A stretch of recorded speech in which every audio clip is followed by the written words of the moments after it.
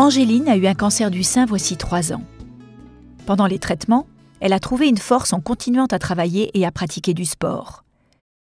Puis elle a dirigé cette force vers un projet personnel au service des malades. J'avais un boulot qui me passionnait et j'ai décidé de ne pas arrêter de travailler. Ça, c'était vraiment une décision qui est vraiment très personnelle. Mais moi, je savais que c'est quelque chose qui me ressourçait, qui justement me disait que je n'étais pas malade quelque part. Et puis, ce qui m'a vraiment aidée, c'est le sport quand même. Bien sûr, je faisais plus 25 km, je suis passée à 3 km et puis ensuite, je suis passée à marcher.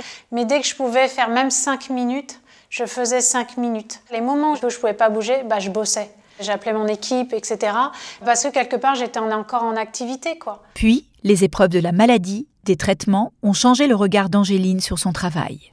Au fur et à mesure, les choses ont changé de sens. Je me disais, mais attends, travailler à 80 km, avoir 2h30 de voiture, te battre tous les jours, à quoi bon? Enfin, je sais pas, il y a des choses qui avaient plus de sens. Et avoir du sens, pour moi, c'était déjà me lever le matin et faire quelque chose qui apporte quelque chose. Ça aurait pu être très bien dans l'écologie, ça aurait pu être bien dans le médical, etc.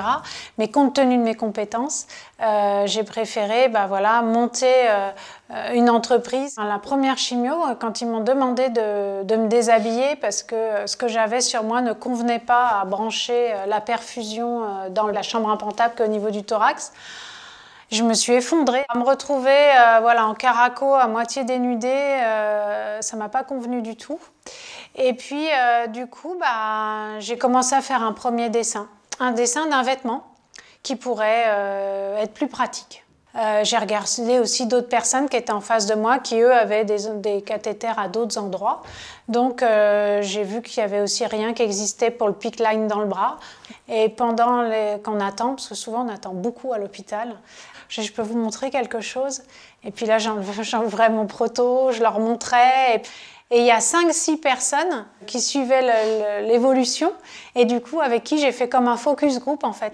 Et je me souviens la dernière séance, je l'ai mis et là ma grande surprise, il y a eu 9 infirmières qui sont arrivées dans le box parce qu'elles ont dit « Ouah mais c'est génial, c'est pratique ».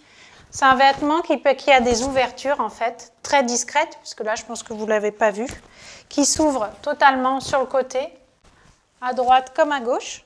On branche la perf. Et dès qu'elle est branchée, on referme. On ne reste plus à moitié dénudé pendant ce traitement. On l'a fait sur des chemises, sur des chemisiers, mais on l'a fait également sur des t-shirts. On a adapté ça à l'homme aussi, parce que les hommes sont également touchés par le cancer. L'autre produit qu'on a fait, c'est un manchon. Il y a des personnes qui ont un cathéter au niveau du bras. Ce tube, ils l'ont 24 heures sur 24, pendant des mois. On met ce manchon, ça tient le cathéter qui est ici. Et puis, c'est totalement discret. Donc, notre prochaine gamme, là, qu'on le sort d'ici 2 mois, c'est la gamme pour les enfants. Pour Angéline, les vêtements doivent pouvoir être portés dans la vie quotidienne sans rien laisser deviner. L'idée, c'est d'avoir un vêtement pratique pour les chimios, pratique pour aussi bosser, mais un vêtement qui ne dise pas malade, parce que c'est rien de pire que d'avoir un vêtement qui dise malade. À la question « Comment les épreuves de la maladie se sont-elles transformées en force ?», Angéline répond. La force que ça donne, la principale, c'est vraiment de se concentrer sur le moment présent. Vraiment, j'ai appris à apprécier le moment présent. Avant, j'étais soit dans le passé, soit dans le futur. Mais maintenant, je suis toujours là à vivre le moment, à vivre le moment, à vivre le moment. Je crois que c'est la plus belle leçon que j'ai apprise.